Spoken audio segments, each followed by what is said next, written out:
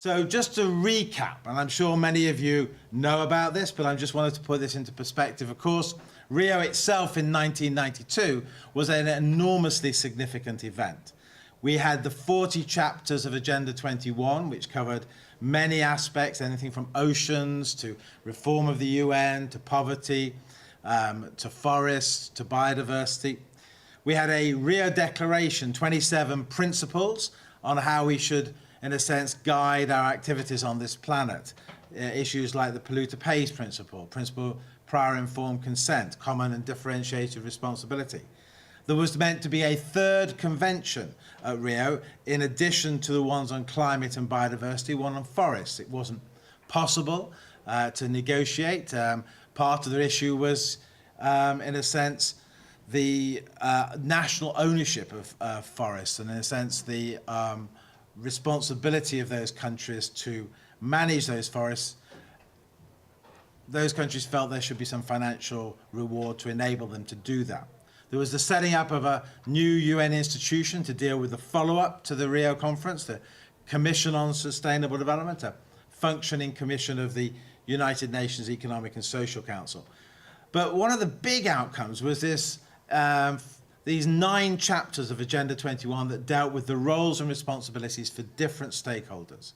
No longer were NGOs just this amorphous group, but the recognition that 9 specific sectors, and maybe there should have been more, have a particular role and responsibility in a sense, implementing the agreements and being part of the conversation. So business was some, trade unions was another, indigenous peoples, women, traditional NGOs, youth, the next generation. Those 9 were the first time that the UN had a document that identified roles and responsibilities.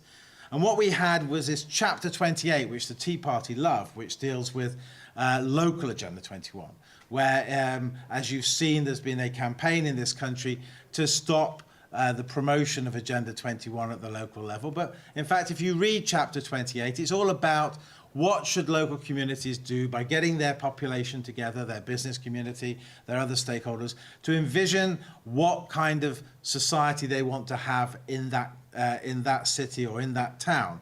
And by 2002, over 6,000 local Agenda 21s have been created worldwide. And so, though it hadn't been such of a movement in the US under that term, globally it was quite important.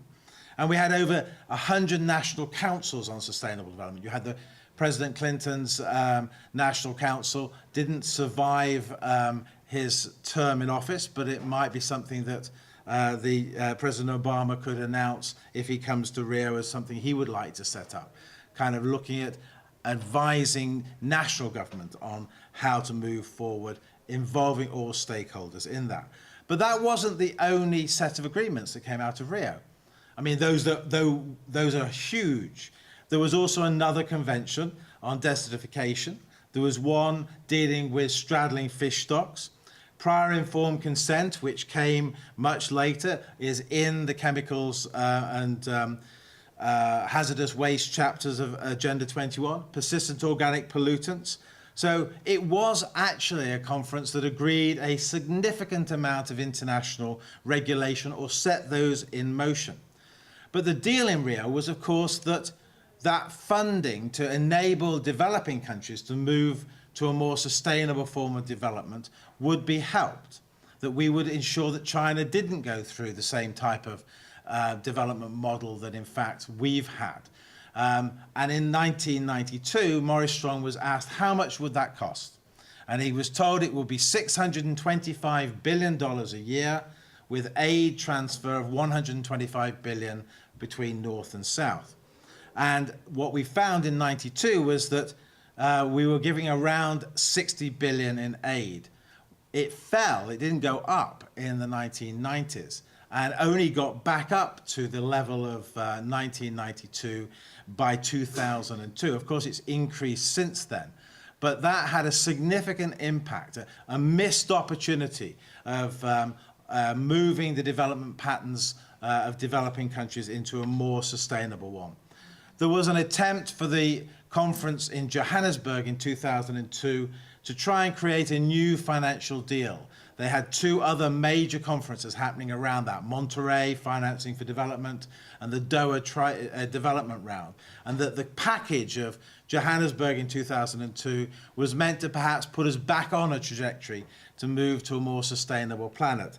But as we all know, 9/11 happened, and the opportunities to, in a sense, have a conversation about sustainable development reduced very effectively to virtually little by the 2002 summit. We did see one success from the Johannesburg summit in 2002 being that Canada and Russia agreed to ratify the Kyoto Protocol. And I think it's highly unlikely that if that conference hadn't happened, that they would have agreed to that. Of course, those were not the levels of carbon dioxide emissions that we needed, but they were the ones that were on the table. There was very little progression between 2002 and 2006 on the implementation of the financial deal in Monterey and the Doha Development Round. And the president of South Africa announced in 2006 that Johannesburg was dead. It was a forgotten piece of paper. We saw a failure of an agreement on energy in 2007 at the Commission on Sustainable Development. And then the Brazilian president announced in September 2007 that we needed a new summit, a new sustainable development summit to bring together the family and refocus our efforts to try and ensure that we can actually move on that sustainable platform. And it's important that things are happening locally, but we also need to recognize we live on one small planet, and the need to link and help and support those communities globally that need to move in the right direction.